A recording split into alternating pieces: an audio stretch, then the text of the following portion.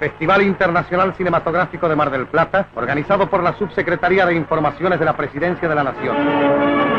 Directores, productores y artistas famosos arriban puntuales a la cita. Por cierto que ellos merecen nuestro agradecimiento como calificados obreros de la gran fábrica de sueños que es el cine.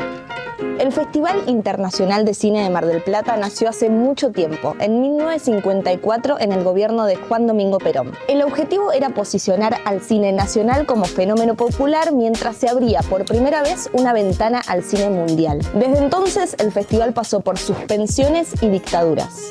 Hasta que en 1996 volvió para quedarse. Se convirtió en uno de los pocos festivales categoría A, o sea que juega en la misma liga que Cannes, Berlín y Venecia. Cada noviembre Mar del Plata se transforma en una ciudad tomada por el cine. Salas llenas, alfombra roja, acreditados corriendo de una proyección a otra y la ciudad llena de afiches. En términos de números la cosa es enorme. Más de 300 películas proyectadas en cada edición, entre largos, cortos, nacionales e internacionales, y más de 130.000 espectadores todas las ediciones. Y eso no es todo. En Argentina se organizan más de 100 festivales de cine anualmente, con diferentes temáticas, más grandes o más chicos, pero todos son acompañados por el Inca. En 2024 la situación económica se puso áspera y con el gobierno de Javier Milei se experimentaron cambios en la política cultural que afectaron directamente al Festival de Mar del Plata. Eso hizo que un grupo de directores, críticos y productores argentinos crearan otro, el Festival Contracampo o ahora Fuera de Campo, hecho también en Mar del Plata, pero con un único objetivo: defender al cine argentino desde fuera del sistema. La primera edición fue una verdadera fiesta del cine independiente. Agotó todas sus funciones. Pero, ¿cómo se produce un festival de cine? ¿De qué forma se arma su cartelera? ¿Cómo se financia? Y principalmente, ¿cómo ayudan los festivales a fomentar nuestro cine? Te doy la bienvenida a La Escena, un podcast donde conversamos con los productores de la cultura argentina.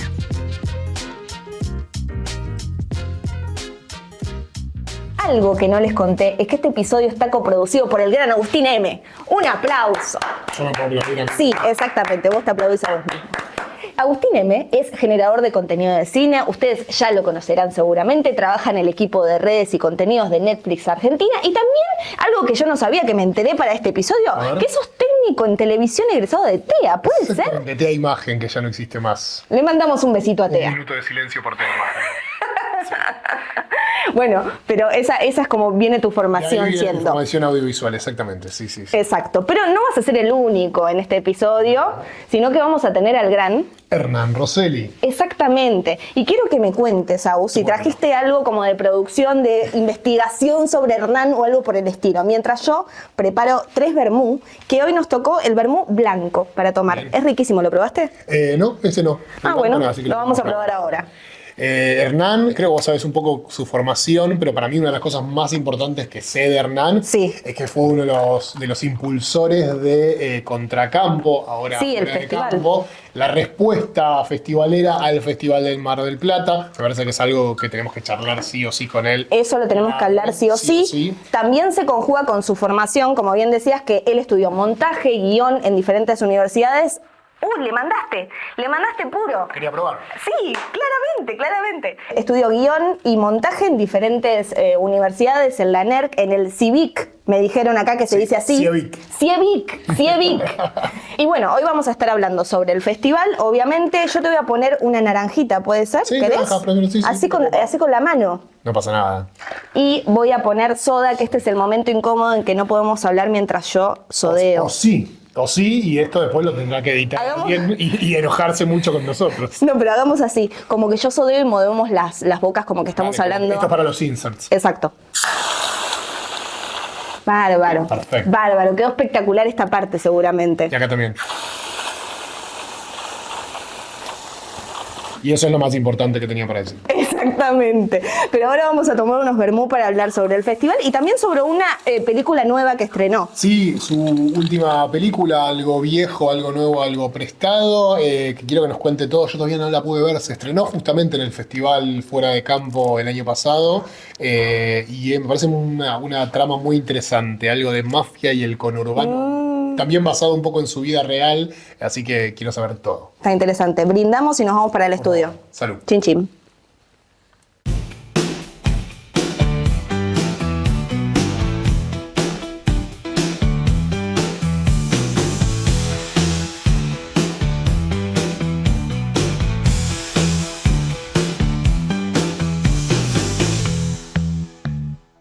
Bienvenido, Hernán. Muchas gracias. ¿Cómo estás? Muy bien. Un placer conocerte. Igualmente. Te invito a algo que es como mi casa, que hoy ha cambiado de color. Esto cambió de color. Yo creo que la gente de Spotify también lo cambió de color para unirlo con la escena, con este podcast. Porque nuestro color es medio azul, medio rojo. Entonces estamos como engamados. Vino joya. ¿Cómo? Vino joya, digo. Vino Y joyísima. la gente de cine somos muy de negro, entonces Mirá. viene bien un poco de... Bueno, yo hoy me viene un siento poco gente de cine, déjenme decirles. ¿Está muy bien? Sí. Yo hoy me siento un poco gente de cine, entonces me puse de negro también, sobria. Y quiero arrancar con una primera pregunta que siempre es linda, que es como, ¿cómo se acercaron por primera vez al cine? ¿Cuál fue la película, la persona que les hizo acercarse por primera vez al cine y ahí agarraron como gusto por esta arte? Yo por mi abuelo trabajaba en el Correo Central, que después fue el CCK, hoy Palacio Libertad. Trabajaba diseñando estampillas y era guionista y dibujante de historietas y muy cinéfilo y andaba todo el tiempo con una cámara filmándonos y a través de él mucho ver Función Privada, que era un programa de ese momento que pasaba cine de todo el mundo, y ver con él, sentarme al lado de él a ver en la tele. Y de él ¿Qué edad tenías? Yo era muy chico, tendría 6 años, 5 años. Y él murió cuando yo tenía 8. Así que... Ah, viviste poquito con él. Sí, que yo con un poco de culpa viví su muerte porque con la conciencia de que iba a heredar toda su biblioteca llena de libros de cine. Contento. Sí, me acuerdo que me sentí un poco contrariado porque tenía unos libros que me gustaban mucho de monstruos y vampiros, con tapas de Boris Karloff. Así que bueno, heredé una biblioteca muy grande con libros de cine. Hermoso. Qué lindo.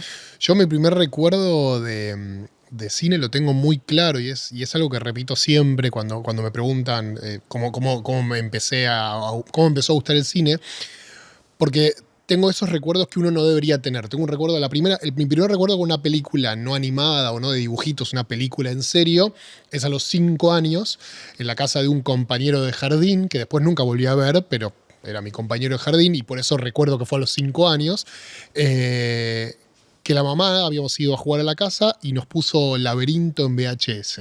Película. Y recuerdo hasta la temperatura, la hora del día que hacía, de cómo caía el sol en ese momento en la casa de mis amigos, porque se me quedó grabado a fuego ese momento, como que se me abrió un mundo porque yo no podía creer lo que estaba viendo, una película, un universo de Jim Henson. Sí. O sea, y es claramente una de mis películas fundacionales por eso. Y en ese momento, a partir de ahí, amé el cine siempre. Bueno, hay algo ahí común, ¿no? 5 o 6 años, como la edad de... Es una edad para que te empiecen es como, a gustar las como que cosas. se despierta ahí como una especie de...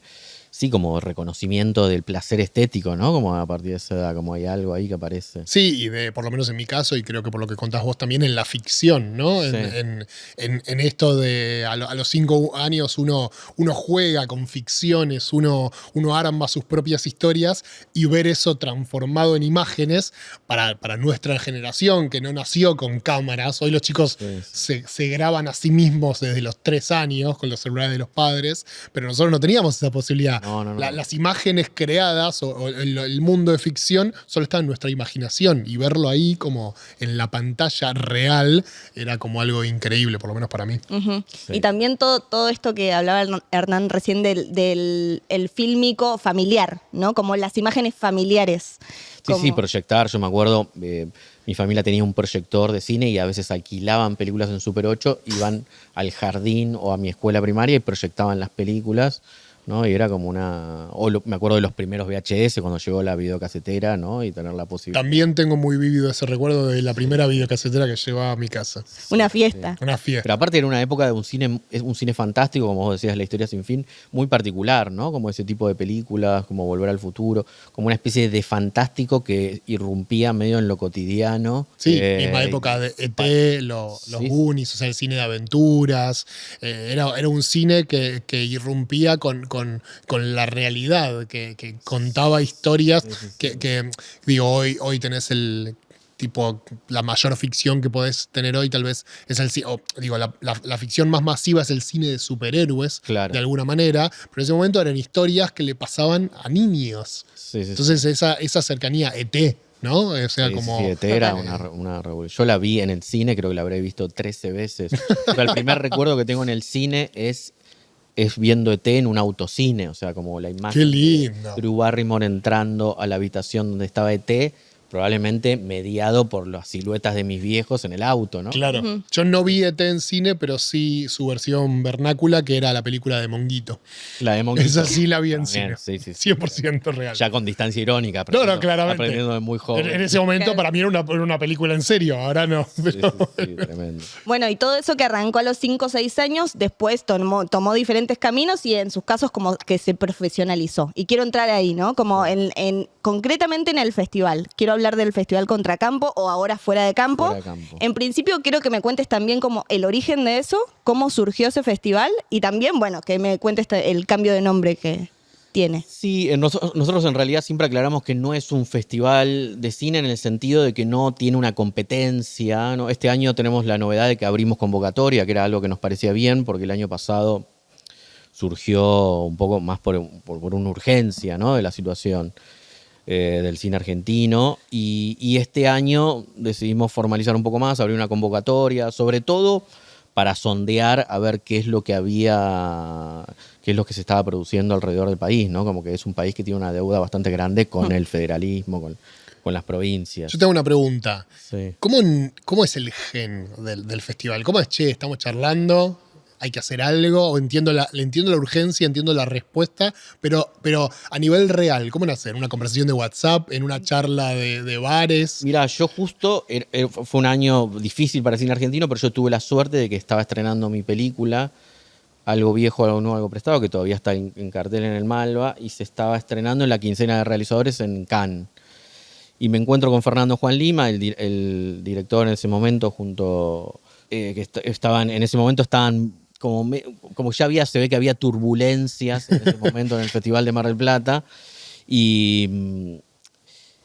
pero ellos querían la película, me dicen, nosotros queremos la película, todavía no sabemos en qué condiciones, pero bueno, vamos hablando, no sé, como quedó ahí la charla.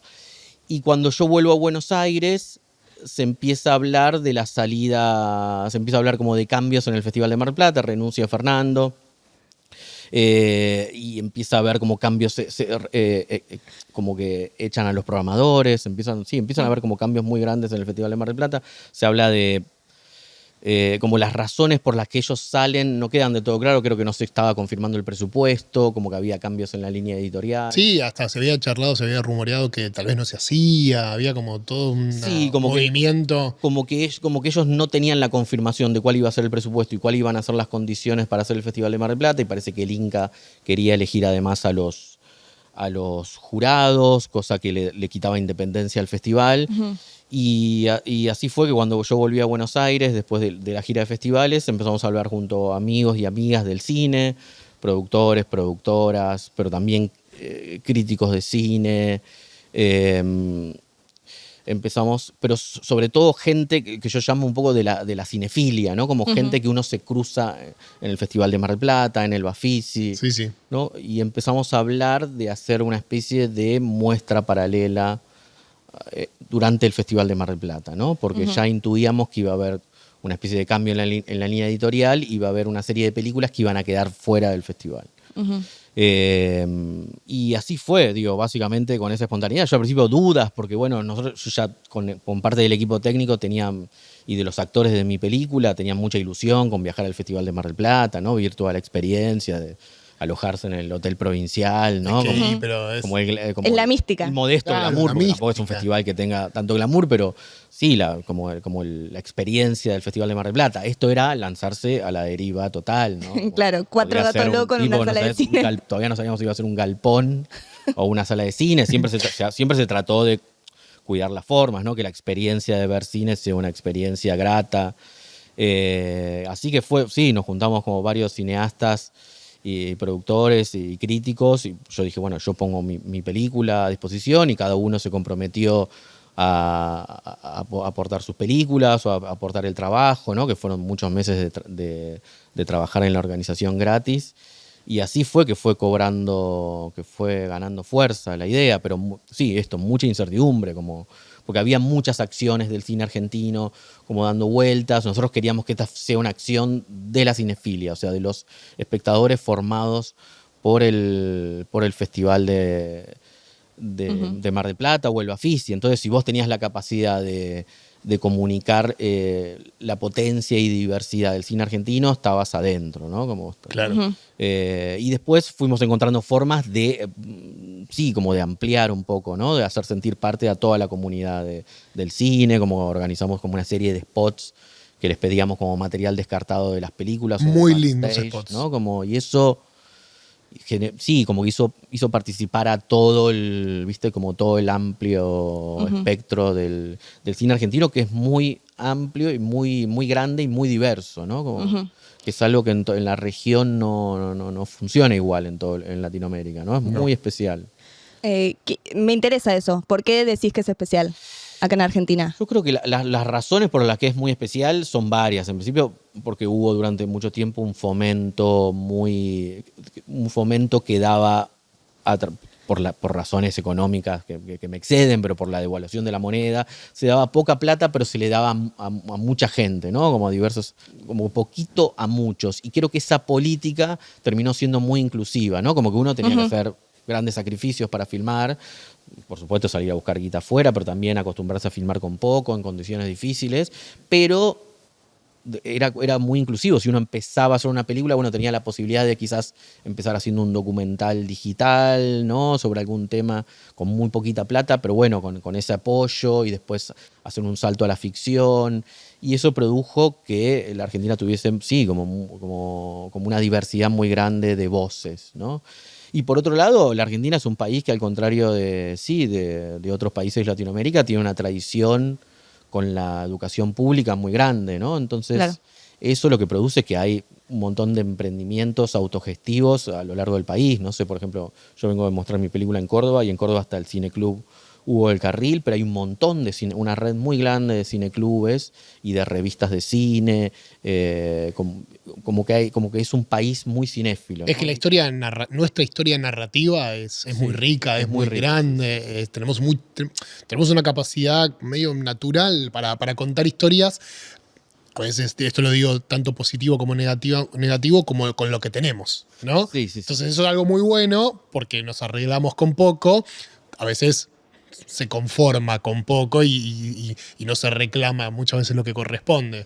Pero me parece que hay una historia narrativa en Argentina histórica, valga la redundancia, muy importante. O sea, la Argentina tuvo una edad de oro de cine industrial, claro, donde había un lazo muy fuerte del público con un Star System y con estrellas del momento, ¿viste? Con Mirta Legrand, no sé cómo. Sí, gente que iba al cine a ver cine argentino, históricamente. Y eso se articulaba con la radio y la prensa gráfica, ¿no? Y eso que después se fue eclipsando un poco por diversas razones históricas. También la Argentina tuvo su cine moderno en los años 60. Y, el nuevo cine argentino. Claro, después. Y yo pertenezco al nuevo cine argentino un poco de finales de los 90, ¿no? Del 2000, ¿no?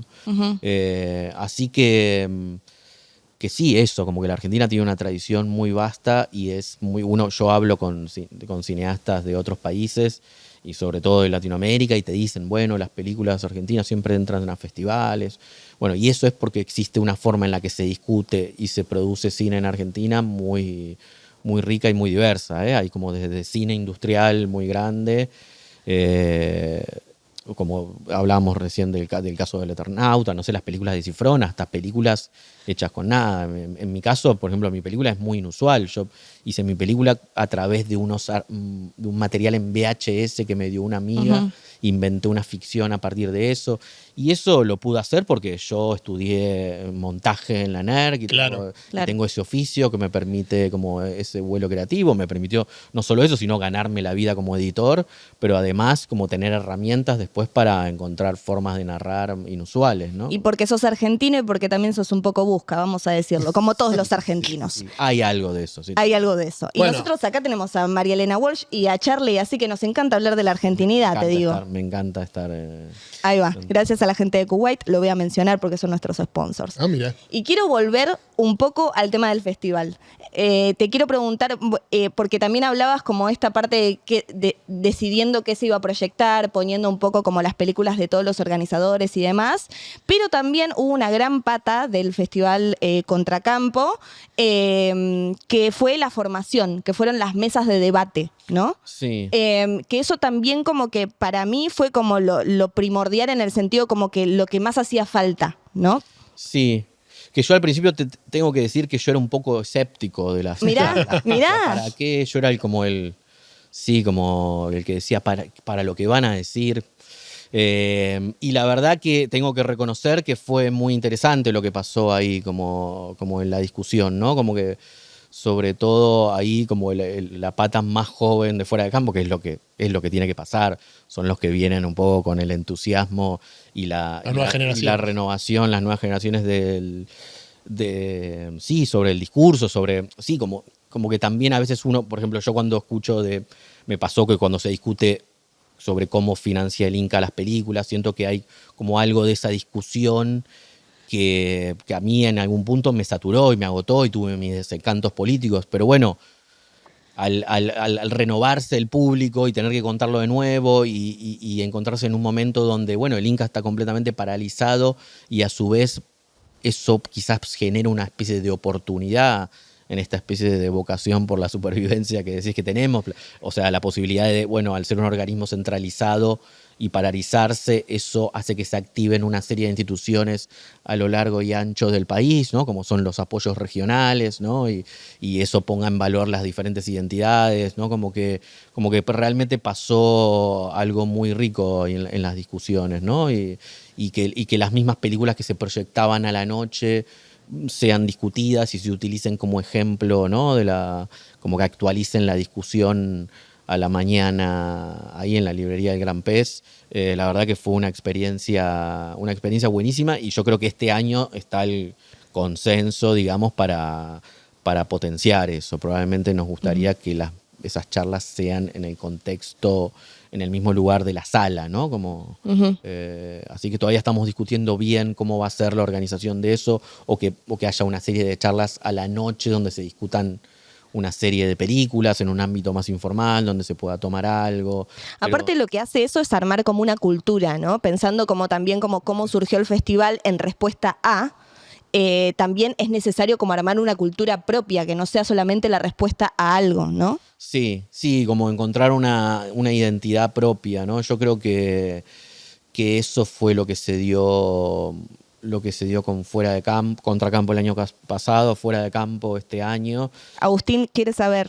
Yo quiero preguntarte un poco, lo estuvimos charlando, pero quiero lo que puedas contar del cambio de nombre y te quiero hacer un comentario también sobre eso. No, sí, bueno, tuvimos problemas, no digamos legales porque no llegó a esa instancia, pero sí como que, o sea, Contracampo era por inspiración de una revista que hubo en La Plata en los años 60 y una muestra legendaria que se hacía durante el Festival de Mar del Plata, que organizó el cineasta Nicolás Arquís, donde estaba Lisandro Alonso, que después fue un cineasta muy importante.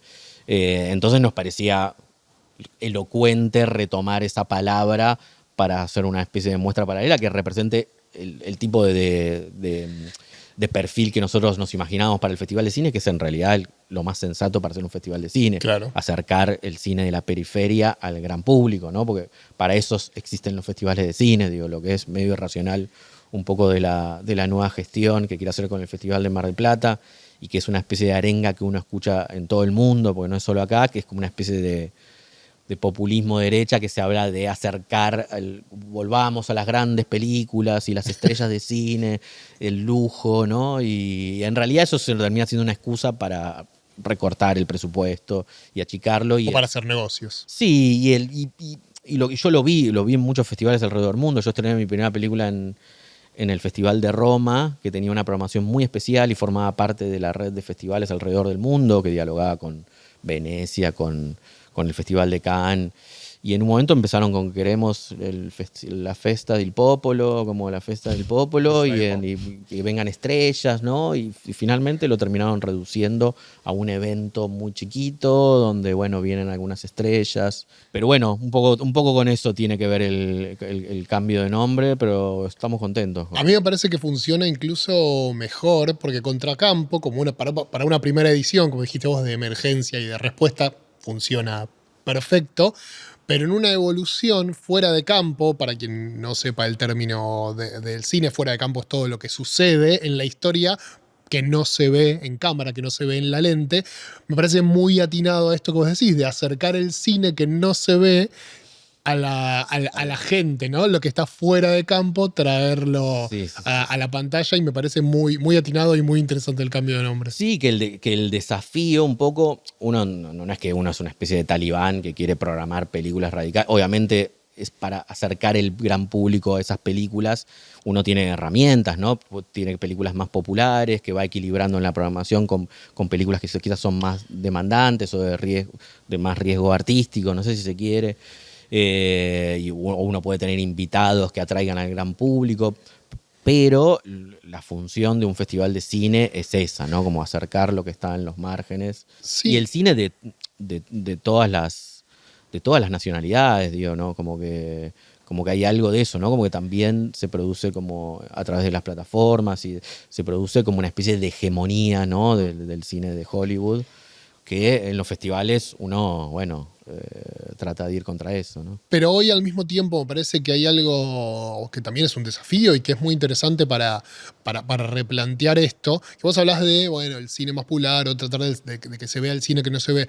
Y la realidad o el presente hoy del cine más masivo es que hoy hay cine popular y de acceso al público que igual no se ve, porque no hay funciones, porque no hay funciones subtituladas. Digo, hay un montón de cine que hace 10 años sería el cine que llenaría salas y que hoy no se ve. Entonces acercar esas opciones más populares en un festival también me parece súper válido.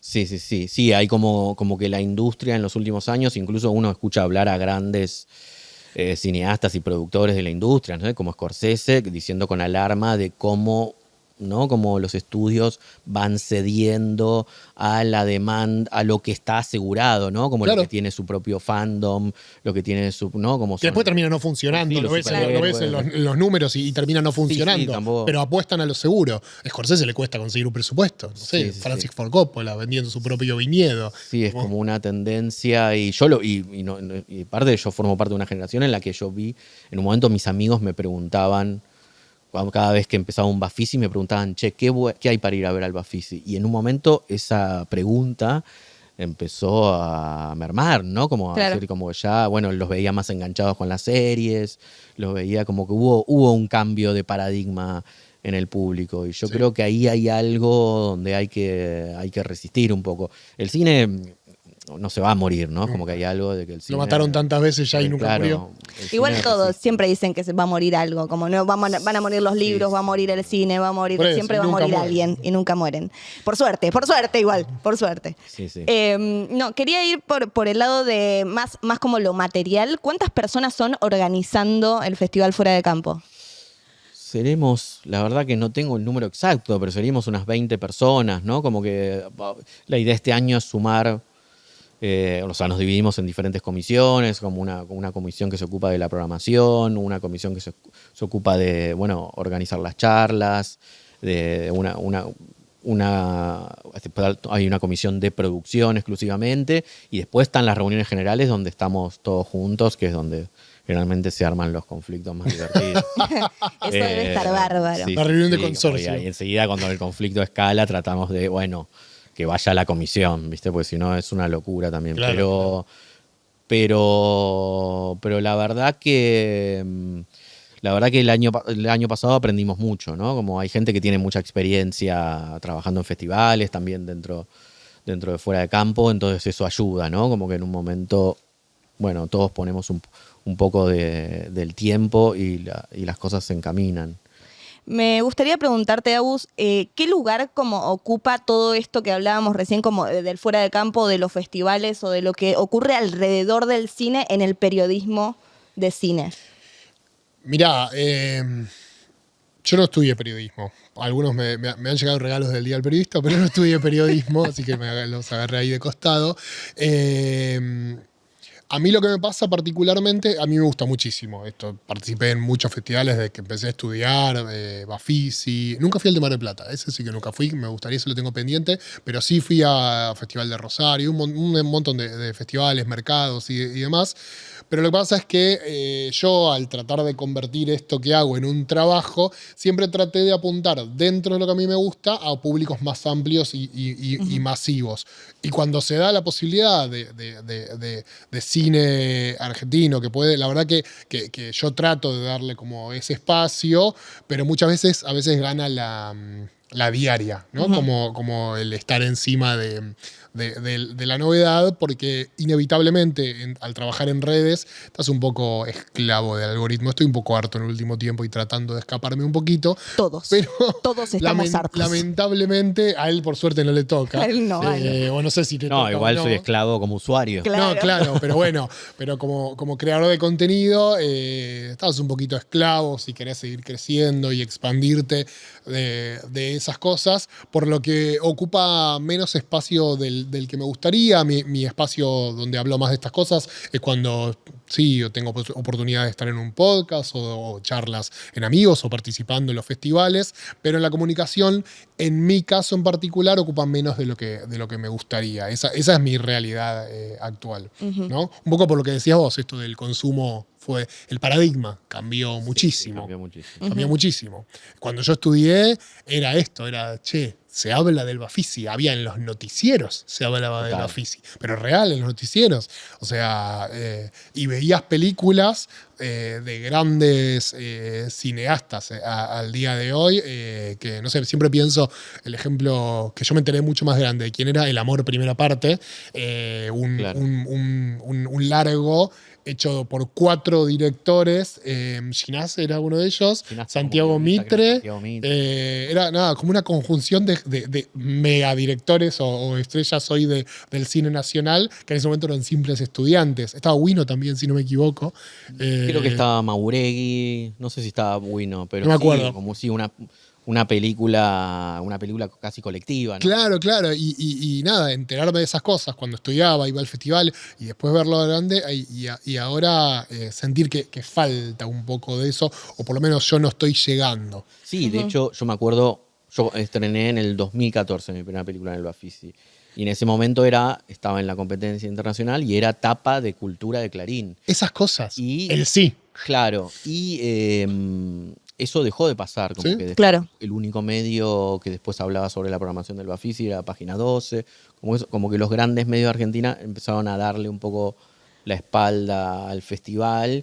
Y eso pues ya excede ni siquiera tiene que ver con una cuestión de presupuesto. No es que el festival pagaba para que estén esas notas, ¿no? Eso es porque dejó de interesar, ¿no? Le empezaron a dar la espalda, no sé, desde las decisiones editoriales de los medios. Ese lugar lo empezaron a ocupar las películas en plataformas, ¿no? Como las series. Hubo un cambio muy grande, muy rápido, porque estamos hablando del 2014. Se dio en 10 años. En 10 años, sí, 100%. Bueno, y les quiero recomendar una película. A ver. Porque uno de los grandes sponsors de este podcast, La Escena, es Movie, que ya lo conocemos bien, sí. que los peliculones que tiene, la verdad que son una chochera.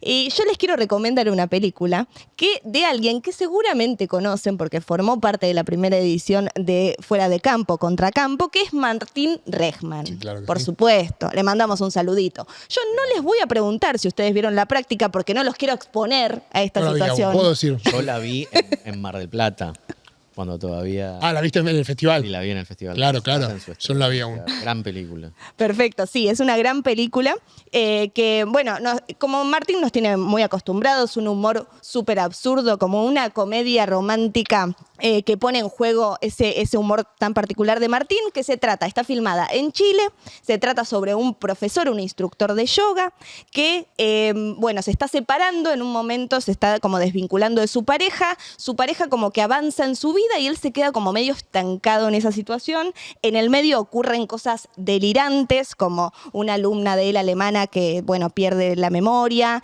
Después también un robo muy particular que ocurre adentro de la práctica de yoga, del estudio de yoga.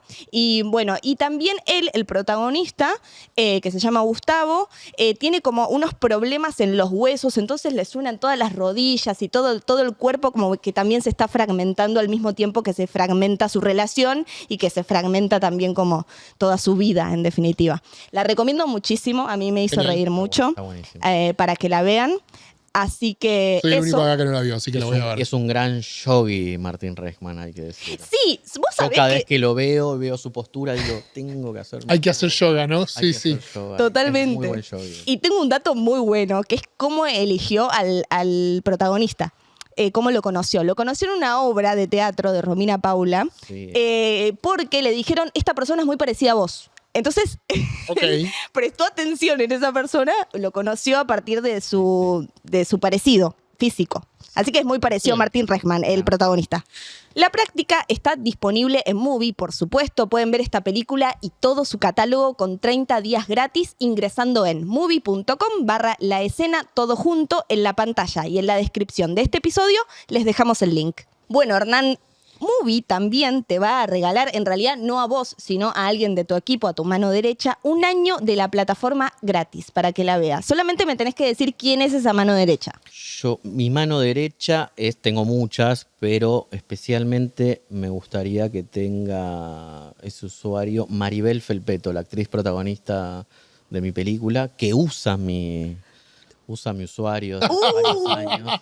Entonces me gustaría que se Que independice. te lo deje de usar. Que se independice, por favor, le pedimos. Así que después me pasas los datos y yo le mandamos el código para que vea todas las películas que quiera. Bastante Hay un gran encantado. catálogo argentino en Movie. Sí.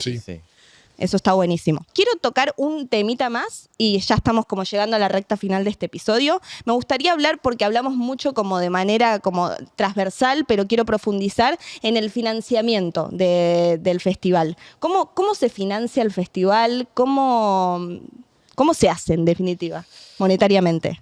Mira, el año pasado fue muy inusual, o sea, en principio con como aportes privados, como que fuimos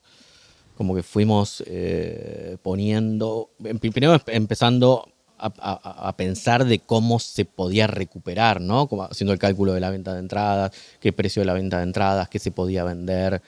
Como que aparecieron unas totes que se ven muy coquetas, que se vendían como Y aparte, quiero decir que tienen un gran diseño Sí, de sí. los spots, la imagen, muy, muy linda. Sí, son muy Algo lindas. cuidado, imagen cuidada. 100%. Está la comisión merch, que es muy criticada. Comisión merch. Banco. Por su carácter capitalista. Está bien. Hay mucho prejuicio, pero es. Corresponde, es lo que necesario, son las toca. bases en la que se. 100%. Por la que se eleva lo bello, hace posible lo bello. Y sí, y en principio haciendo un cálculo de si esa plata iba a ser recuperada, bueno, a ver qué aportes, pero sí, como financiando nosotros, con pequeños aportes personales. Y este año, la verdad que ese número está un poco en el aire todavía, pero yo creo que lo vamos a lograr porque está la experiencia del año pasado que nos demostró que era posible, ¿no? Que el público respondía, que con las entradas se podía, que con las entradas y un ingreso más de alguna venta de algo podía ser posible. Quizás exista este año un lugar donde se pueda tomar algo, entonces quizás eso sea un ingreso más. Pero la idea es tratar, ¿viste?, de mantener la calidad de la proyección, ¿no? Como la calidad del espacio, ¿no? Del lugar de encuentro. Digo, eso nos parece clave. Te hago una pregunta que es en parte técnica y en parte moral, por decirlo de una manera, que es que me parece que está muy en boga con lo que se discute hoy. ¿Crees que es posible, necesario o cómo lo quieras abordar un festival que sea 100% privado? Yo creo que no es lo ideal, ¿no? Como que. O sea, yo creo que se puede hacer, y en parte los festivales de cine, la realidad es que más allá del apoyo del Estado que tengan, siempre para funcionar, siempre hay como una especie de asociación de amigos. O sea, no hay ninguna institución del Estado que reciba financiamiento del Estado y que sea virtuosa y que funcione, no sé, Claro. piensa en el Museo del Cine, lugares allá donde yo voy a ver películas, o incluso el Museo del Cine a mí me ayudó a digitalizar el material en VHS Para tu película. para mi película, pero ese es un espacio que sí, que recibe un apoyo del Estado, pero funciona porque hay una especie de comunidad que lo sostiene ad honorem, ¿no? Y como una especie de asociación de amigos. Yo creo que siempre es un poco así, ¿no? Como que tiene que haber una voluntad de la comunidad de sostener ese espacio con amor, y eso es lo que termina, con amor suena un poco cursi, digo, como con ganas de mostrar películas y de discutir el cine y discutir de las formas en las que se hace cine. Pero lo ideal, sí, la verdad que nosotros estamos haciendo esto, digo, un poco casi porque no queda otra, ¿no? Porque si no, digo, hay un montón de películas, porque todavía circulan un montón de películas o que engancharon como la última etapa de la financiación del apoyo del Inca, como por ejemplo, ahora se está por estrenar en Locarno la nueva película de Cecilia Kang, o se estrena la película de Alejo Moillansky en Venecia, que es independiente, o la película de Lucrecia Martel, que seguramente tiene apoyo del Inca. Digo, como que todavía hay películas que vienen girando de la gestión anterior del Inca, y después un montón de películas independientes, ¿no? Que se hacen como se pueden. Todo ese cine, por la línea editorial que tiene hoy el Festival de Mar del Plata, es muy probable que encuentre o un lugar marginal dentro de la programación, Claro. o directamente queda afuera. Entonces no queda otra que organizar algo en paralelo. Es que un poco eso iba a mi pregunta, porque puede existir, yo creo que pueden existir festivales 100% privados, pero sin eso que vos decís, sin ese apoyo de un Estado que busque extender, mostrar y dar más alcance a la cultura local, se hace muy difícil. Sí, se O sea, hace muy sin ese amor que vos decís, que es amor al cine, que es amor a poder seguir haciendo esas cosas y mostrarlas, porque imagino que vos no haces una película solo para cobrar las entradas, sino porque querés que se vea la película. Sin eso siento que le falta una pata. No, y es una discusión que se da, viste, como que a veces parece que fuera un problema de la Argentina, ¿no? Porque los productores robaron, entonces ahora son castigados por la gestión. Es una discusión que se da en todo el mundo, en Estados Unidos. Elon Musk critica a la NRP, que tiene Sí. el exitazo ese que es el Tiny Desk, que de repente hace girar música de todo el mundo, alrededor del mundo, ¿no? Como eso es un emprendimiento, eso tiene financiamiento del Estado, ¿no? Sí, la BBC, todas las cosas que vemos en la BBC, tiene los todo documentales financiamiento. maravillosos de la BBC, ¿no? Como Todas las películas del cine que francés. casi son como un patrimonio de la humanidad, ¿no? Claro, Los documentales claro. de la BBC, Sí, el sí, rigor periodístico, lo que uno aprende ahí, lo que aprenden de los países de todo el mundo. Como que hay algo de eso que es, sí, como que es imprescindible para mí el apoyo del Estado, pero bueno, depende también de un poco de la comunidad que eso esté vivo, ¿viste? Y que no sea 100%. solo algo burocrático. Sí, y también con todo esto, o sea, los he escuchado hablar en estas mesas también porque están disponibles en YouTube si las quieren ver, las mesas del festival.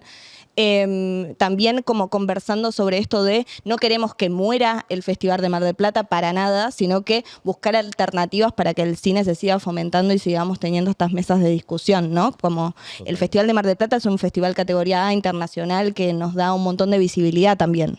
Sí, claro. Sí. La verdad que nosotros cuando empezamos fuera de campo, la discusión era esa, bueno, estamos vaciando el festival, como entregándolo. La idea para nada es eso, la idea es que funcione, por eso la idea es hacerlo en paralelo, en Mar del Plata. La idea es ocupar la ciudad y que eventualmente, bueno, funcione como complemento en todo caso, hasta que, bueno, digo, se encuentren formas más asociativas de colaboración, digamos. Nadie que ame el cine puede querer que muera el Festival de Mar del Plata. No, claro. Para nada.